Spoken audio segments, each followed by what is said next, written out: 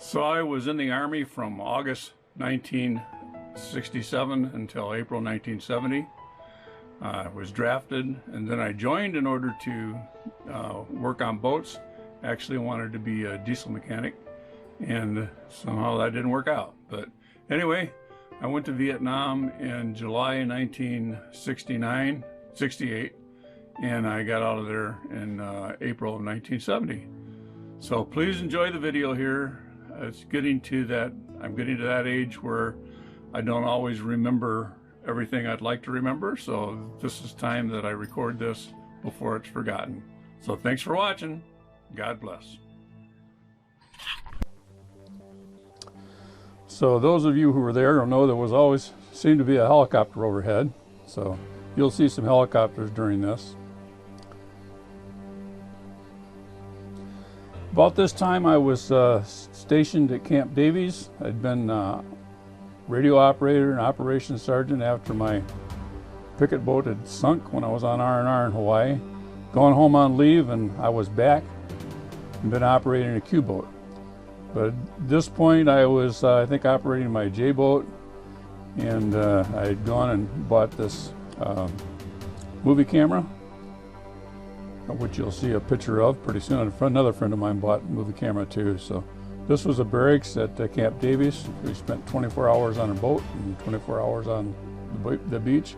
These are some of my friends down at the company headquarters. Wish I remembered everyone's name.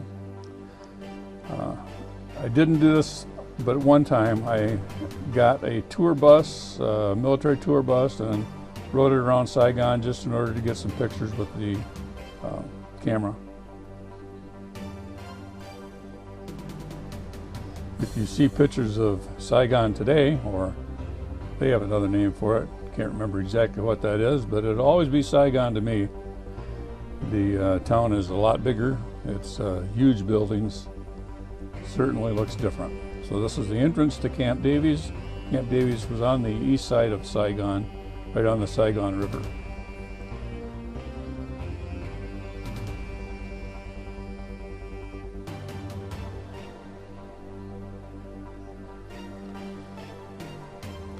My memory, I don't remember a lot about the rain, but I know it did rain and rained hard. I got some pictures of that. This was looking outside the gate. I think there were rice paddies, and there was it looked like a cemetery out there, but this is not a place where we walked around.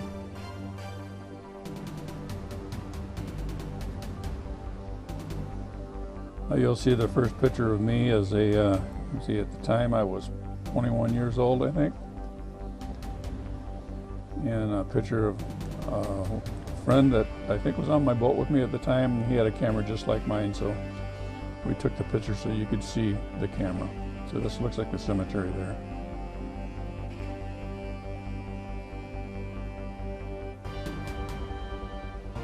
That's me holding his camera. He's taking pictures with my camera.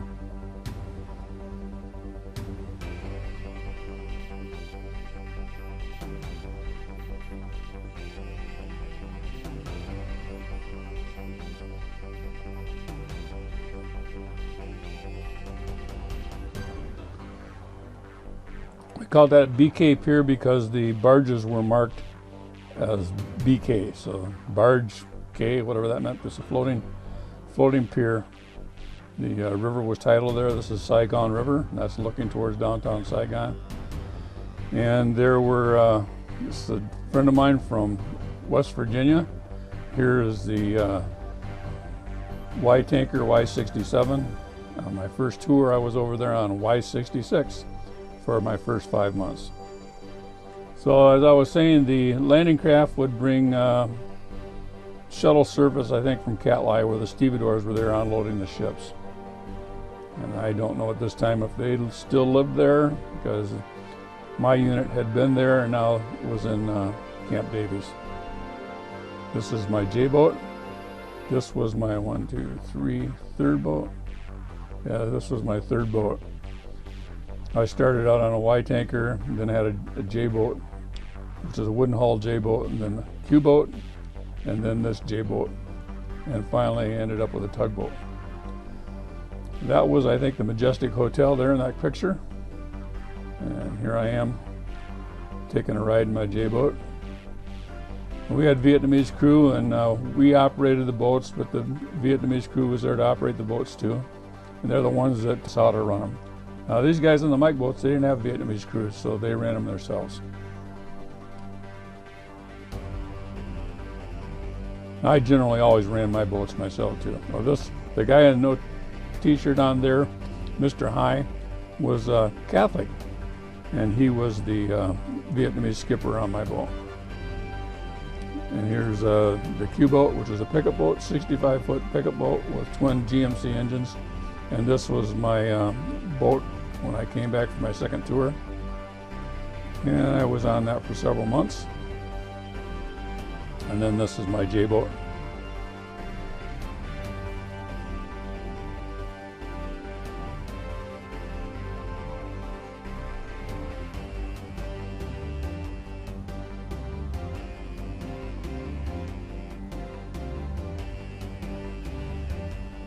Me inside my J-boat.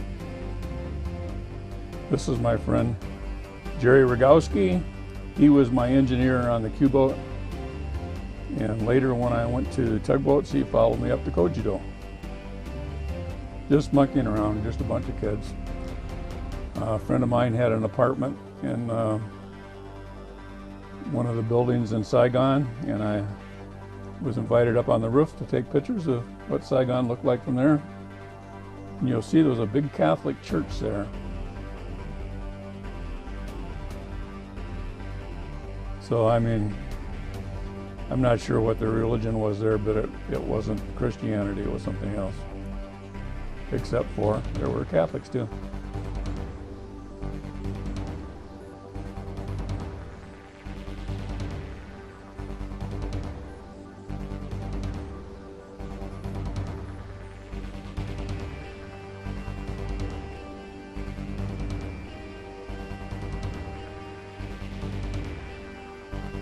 There's the Catholic Church.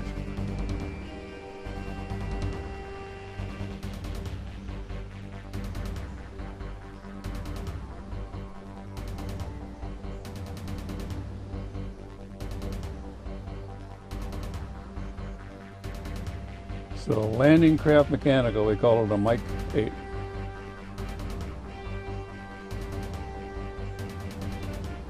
I wish I remember the names of people. I've let it go too long. It's been over 50 years. I do remember Mr. High's name though.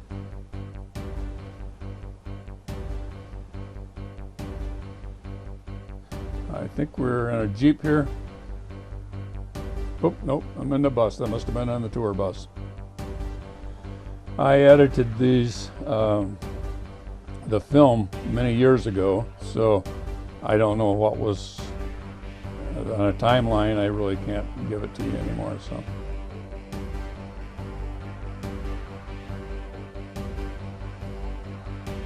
originally when I edited this together, I made a VHS tape, and I put rock and roll music to it, the music that we listened to back in those days.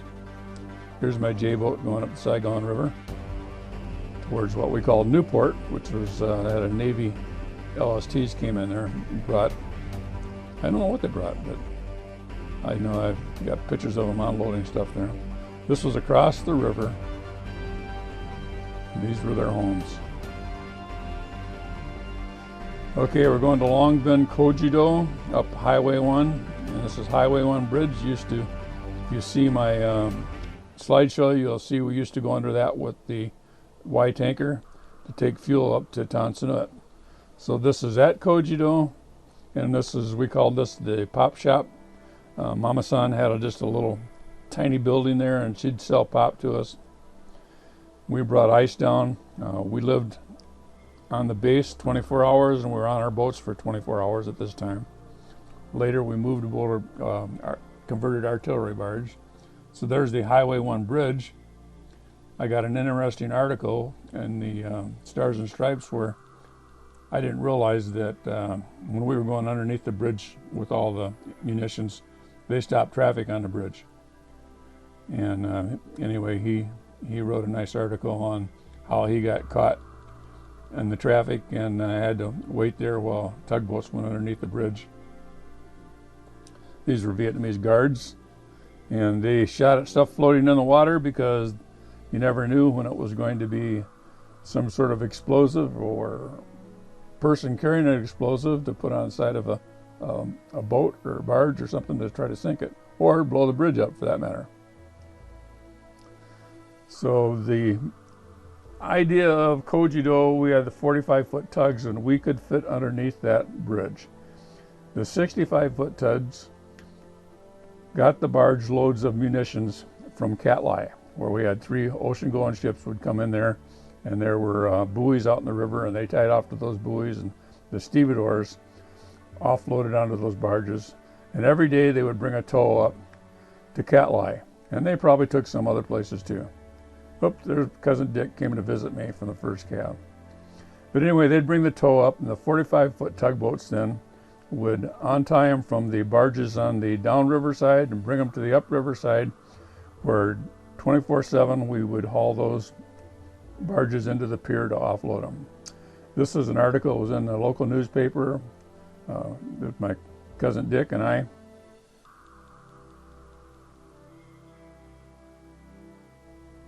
Again, helicopters all the time.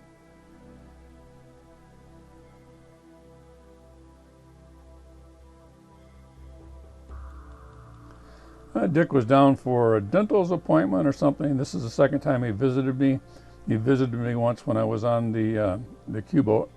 He had, I think he'd gotten a Purple Heart, and he was recovering from that, and he was able to get out and come down and see me.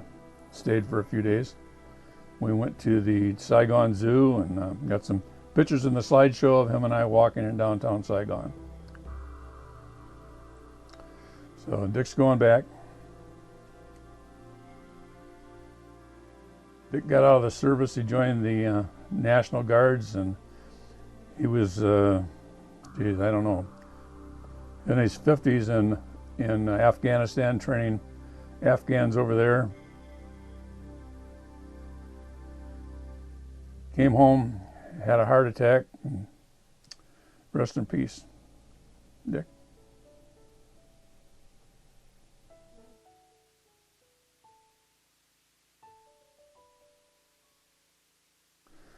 So this is the artillery barge we lived on. If you look in the slideshow, I've got a lot better pictures of it there. We would have to take the barge into the pier, and they would bring a water truck in there and fill up our water tanks. So one of the tugs would take it into the pier and bring it back off. And we had some BK piers and other stuff that we tied to a buoy, and we lived aboard that. That was pretty good living compared to when we had to go back and forth to the base. But on the base, of course, you had a mess hall and stuff. But we had, I think we had Vietnamese cook on the barge too, so it was pretty good. So this is going right underneath the runway, taking a barge load of munitions up to Binh.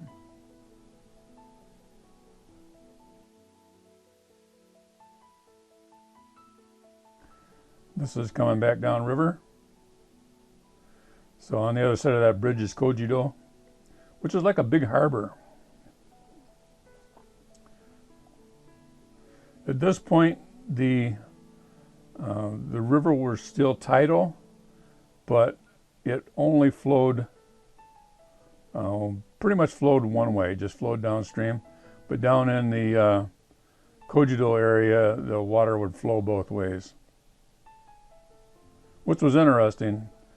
When you had a little 45-foot tug bringing one of those big barges into the pier, it took you quite a while to get it in there. I mean, it could take an hour or 2 hours, and have the tide change when you're halfway in there, and you'd have to then tie up to the other side of the barge and change everything you're doing in order to get it into the pier without ramming the pier.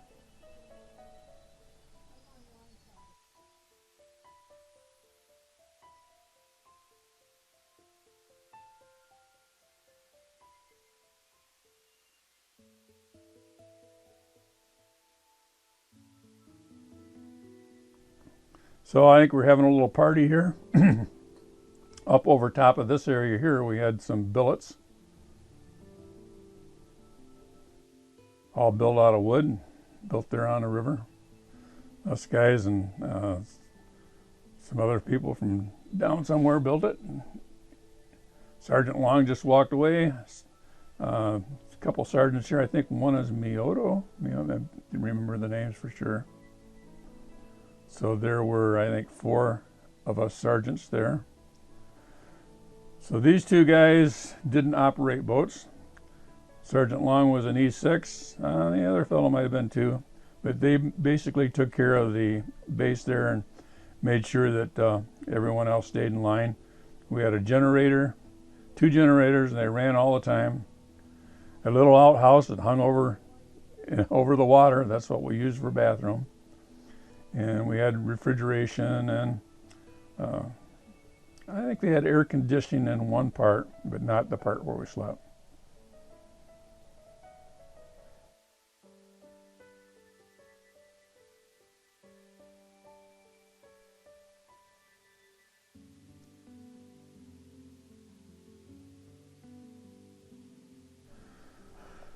I guess it's back on the way back up to Benoit again.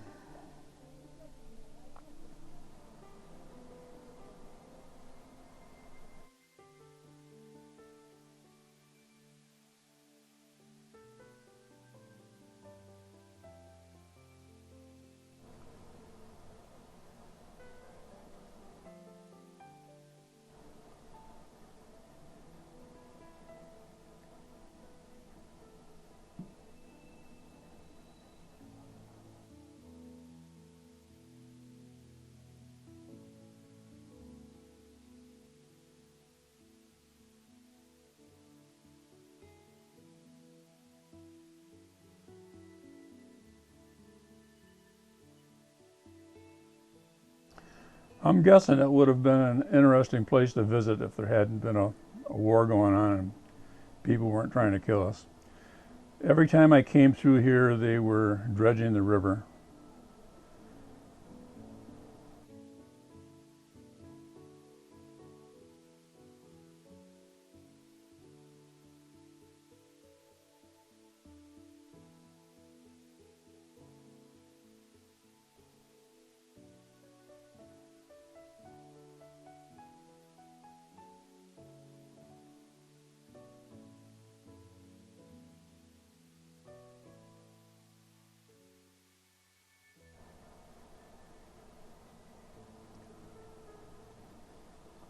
So they're offloading my barge here.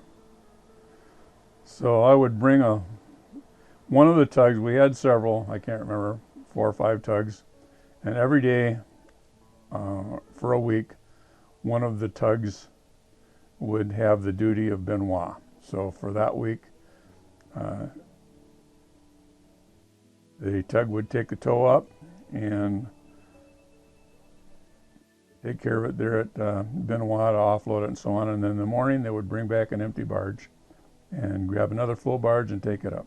It took a few hours to go up the river there. I think in the morning you started down, and of course we were eating sea rations when we were up there, but in the morning you started down with the empty barge, and then by the afternoon you would be back up there, late in the afternoon, be back up with the full barge.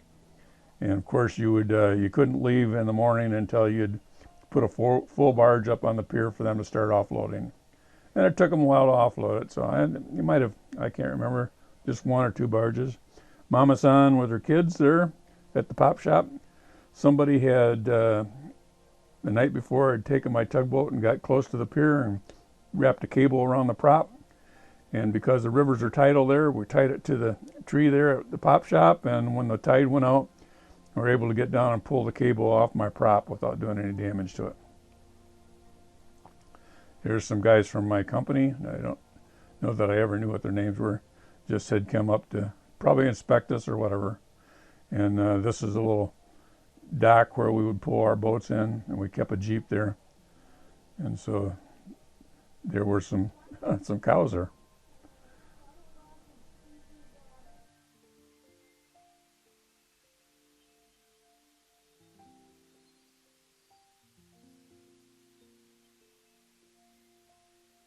This is when we were still on Long Binh base, and there were civilians that worked on there cleaning the hooches. I think there were civilian cooks. I don't know what all else. But that's pretty close to the outside of the fence there.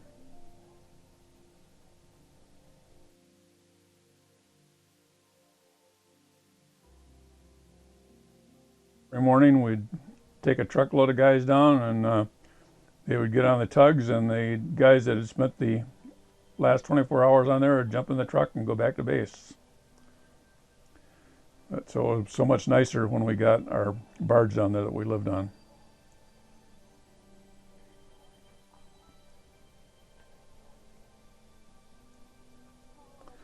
That was Westmoreland area over there.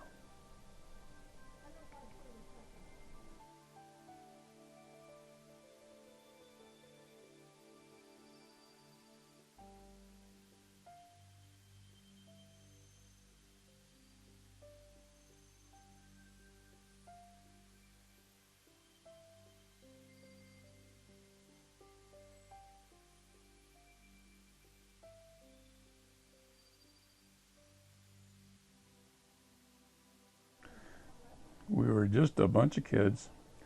Sir, Jerry from Philly followed me up there to the tugboats. I'd kind of had a hard time getting up there because the captain said, "Oh no, you can't go operate those single screw boats. We call you Malcolm Twin Screw." But he let me go. They actually sent me up there because they were having some problems. At that time, they weren't living on the barge, and I guess there were some guys that were getting in trouble out there on the river, and they'd ran into the bridge with barges and tried to tow 2 barges at a time under the bridge. And since I was a buck sergeant, sent me down there operating a barge. It was my job to keep an eye on what was going on. So we're on our way up to a Navy base near Tay Ninh, not too far from the Cambodian border. It was kind of weird because apparently the Navy, they were delivering barges up there and for the Army, and there were no Army boats up there except the 65-foot tug when it would take it up there, and then they would bring an empty back. And so apparently the Navy wanted the Army to take care of those barges, so they started sending us up on a 45-foot tug, and we would go up and we would stay there for supposedly a month, although I was there for like a month and a half. Christmas over in 1969 through New Year's and a little while longer.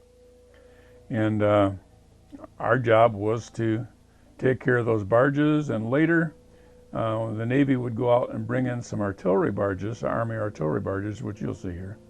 And then it was my job to take care of those too. So they would tie those barges to the other side of the river, and I would bring them in one at a time, and they would service the barges. I assume they had water tanks in them and stuff like that. They'd service the barges, and then I'd take the barge back out and swap it for another one.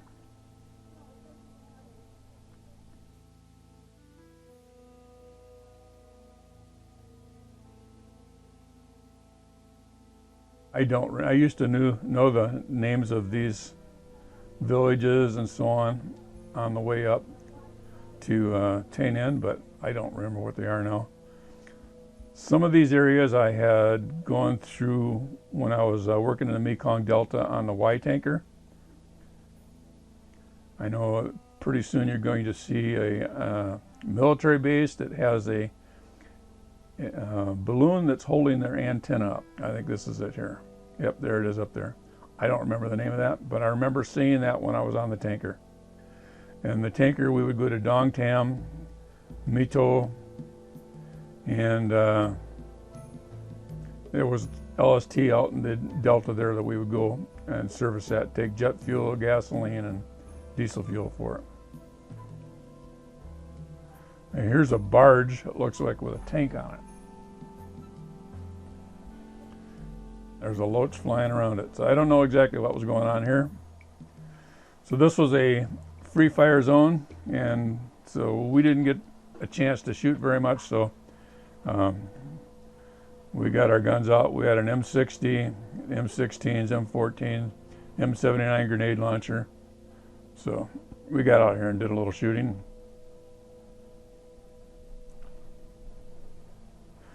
So my tug's hooked onto that barge going full bore, and the 65-foot tug is hooked on the back of the barge, and he's the one steering it and everything. So I was just making it a little easier for him. I didn't have to set my tug and steer it. 65-footer could take care of that. There's Boisons. As soon as we got there, they were there to meet us. And I no longer have any aviator sunglasses at this point, because within minutes of arriving, they disappeared. I don't know what happened to them. Must have fell overboard. Ah. So there were 3 Army people up there, me and the 2 guys that were with me on my boat. And the rest of these guys were Navy. And I got to be really good friends with them. And a little later here, I'll show you a picture of my friends. I would go out on their duty with them, and I'll show you anyway. Wish I remembered everyone's names, but I'll tell you the names that I remember when I see them. It's kind of a lonely place up there.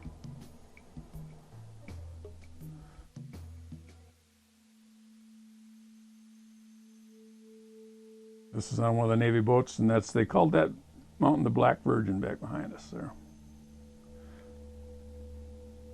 This is Mick. He was other operator on my boat with me. I think Mick was a Spec 4. And they sent a guy up. We didn't have our Vietnamese crew. They sent a guy up who was supposed to be the engineer right there. His name was, excuse me, I'm sorry, that's me. Had grown a little bit of a beard in my month and a half up there, so we were just monkeying around.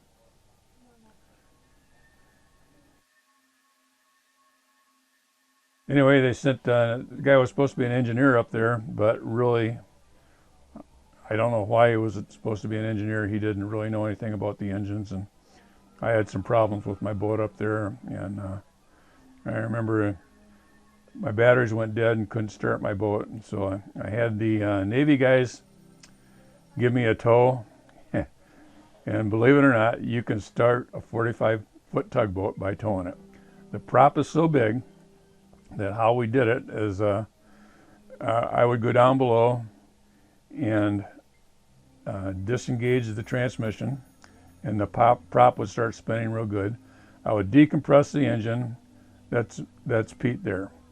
And I would decompress the engine and put the propeller in gear, and that would start spinning the engine.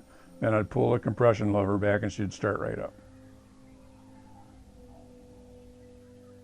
So yeah, you can tow a small tugboat and start it.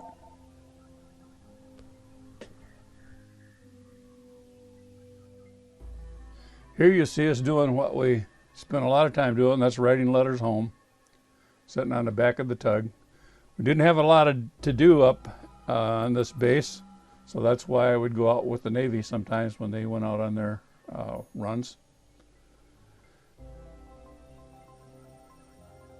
Gave me a different perspective of what was going on too. Mama-san would send the boys over to be with us every day. We'd feed them, we'd go in the mess hall, we'd get a plate of food, we'd bring it out and share it with them.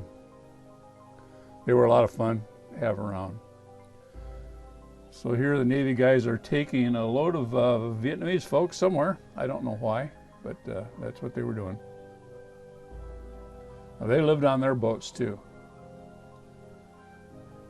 This was a Navy guy who had been injured, was on light duty because he had hurt his ankle, broke his ankle or something like that. And so he was over at our boat a lot.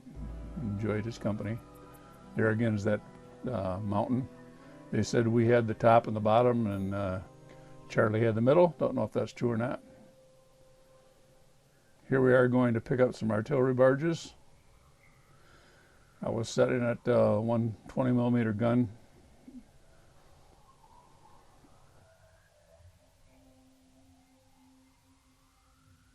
The operator of the boat here was from Texas, and the boat captain his name is Fred Reardon, from Chicago.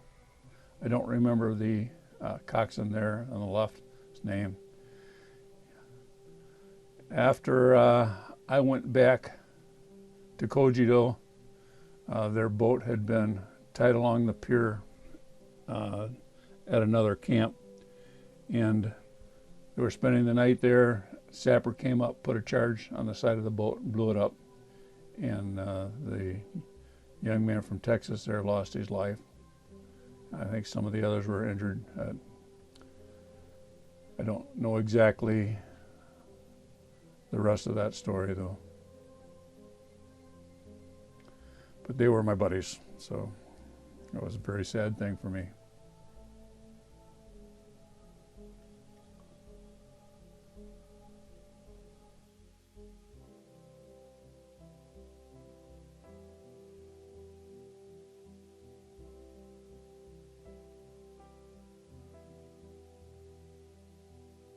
So here's the Army artillery barges we're going to pick up. And once we get them back to the base, they're mine to take care of.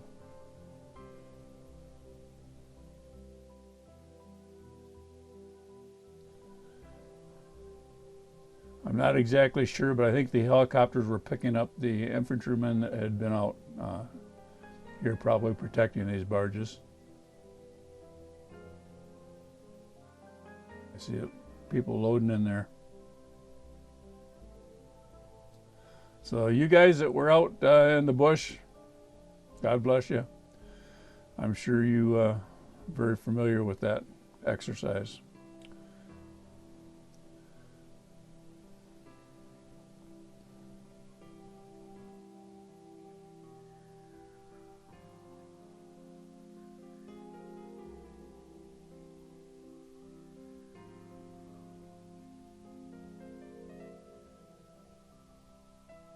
So there was a South Vietnamese Army's base here too.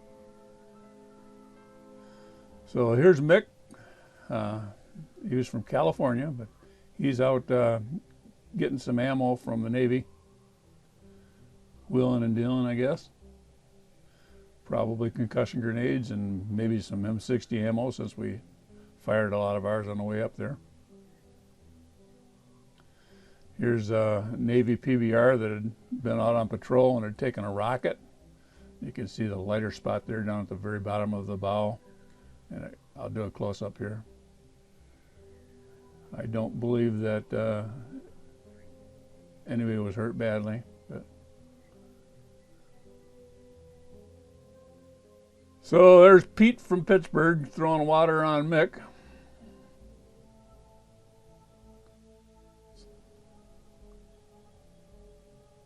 So once we got back to Cogido, I never saw Pete again. I think he had just got over there at that time. This was his first assignment. And he spent a month with us over there. So you can see I had my girlfriend's name on my boat. This is just monkeying around. This is at Cogido. This is the barge we lived on. This is where our bunks were at. The ever-present helicopters. They came out here and practiced a lot in this area. I really can't say too much about it. I don't know. I just saw a lot of helicopters there doing that. Maybe guys that just came in country. I don't know.